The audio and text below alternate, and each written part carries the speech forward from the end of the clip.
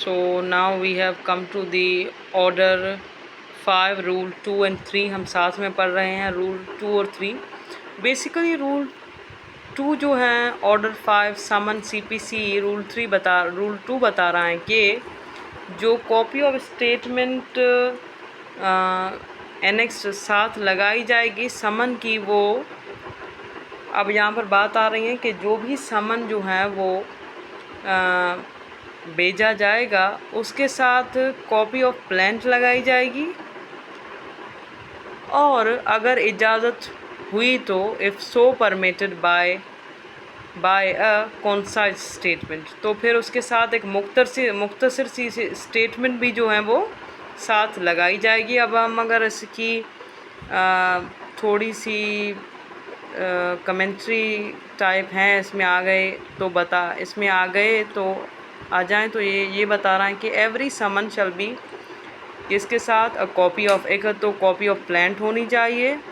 और अगर इजाज़त हुई तो मुख्तसर सी स्टेटमेंट होनी चाहिए,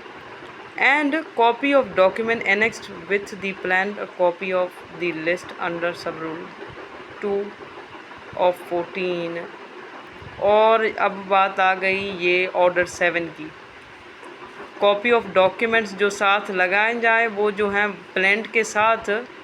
वो जो है वो लिस्ट हो, और लिस्ट जो है वो कहाँ पर मेंशन है, लिस्ट जो है मेंशन है रूल नंबर 7 के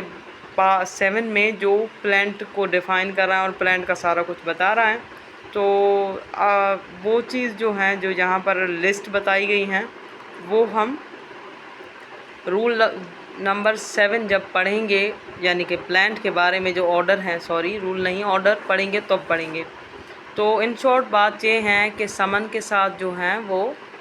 प्लांट की कॉपी भी जाएगी, और अगर परमिशन हुई तो एक कॉन्साइज स्टेटमेंट भी जाएगी। अब हम आ जाते हैं रूल नंबर 3 के पास, जो हमें बता रहा है कोर्ट में ऑर्डर डिफेंडेंट और plaintiff to appear in person. तो जैसे कि हमने रूल नंबर 1 में पढ़ा, जब जो समन के बारे में बता रहा है कि वो जो डिफेंडेंट जिसे समन भेजी गई वो इन पर्सन आए या उसका प्लीडर आए जो आंसर दे सके व्हाट्सोएवर। मगर यहाँ पर एक बात स्पेसिफाई की गई है कि कोर्ट जो है वो ऑर्डर कर सकती हैं कि डिफेंडेंट या प्लेंडेंट इन पर्सन, प्लेंडेंट नहीं प्लेंटिव जो है वो इन पर्सन आए, मीन्स खुद आए, उसकी प्रेजेंस जो है वो इम्पोर्टेंट है। यहाँ पर कोर्ट ऑर्डर करेगी और उसे खुद ही उसे पर्सन को ही आना पड़ेगा जिस पर्सन को कोर्ट ने ऑर्डर किया है। अब यहाँ पर बात आ गई कि अगर कोर्ट देखती है कि रीज़न है इस बात का, reason to require the personal appearance की बात है of the defendant, summon shall order him to appear in person in court on the day there specified. डे तो वैसे भी स्पेसिफाइड होगा समन में, तो कोर्ट जो है वो उसे ऑर्डर करेगी कि वो आए, इन पर्सन आए, मीन्स वो खुद आए।